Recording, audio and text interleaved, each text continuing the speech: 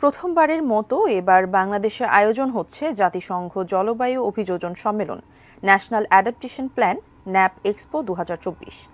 দুপুরে সচিবালয়ে পরিবেশ, বন ও জলবায়ু পরিবর্তন মন্ত্রী সাবের হোসেন চৌধুরী জানান, আগামী 22 থেকে 25 এপ্রিল বঙ্গবন্ধু আন্তর্জাতিক সম্মেলন কেন্দ্রে অনুষ্ঠিত হবে সম্মেলনটি।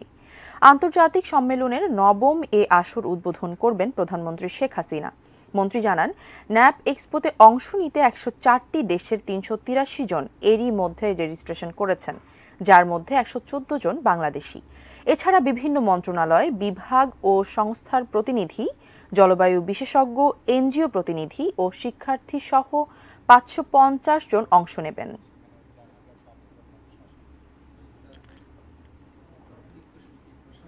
সেগুলো আমরা ভাবতে পারি। আর আমাদের ফান্ডিং এর যেটা আছে, আমরা তো আলোচনা চালিয়ে যাচ্ছি। নতুন ভাবে বিষয়টাকে যে এখন আমরা দেখছি যে সব উন্নয়ন আমাদের পার্টনারদেরকে, ডেভেলপমেন্ট পার্টনারদেরকে একই মঞ্চে আনা যায় কিনা, মানে সেটা করে একটা কনসলিডেটেড ইয়ে করা। আর এমনি আমাদের জিসিএফ এবং অন্যান্য অ্যাডাপ্টেশন ফান্ডে আমরা কিছু কিছু পাচ্ছি, তবে আমাদের চাহিদা অনুযায়ী আমরা যেটা পাচ্ছি সেটা আসলে উল্লেখযোগ্য কিছু না। আমাদের সময়টা আসলে খুব একটা হাতে নাই। 2025 সাল অর্থাৎ আগামী বছরের মধ্যে আমার ইমিশন পিক করতে হবে।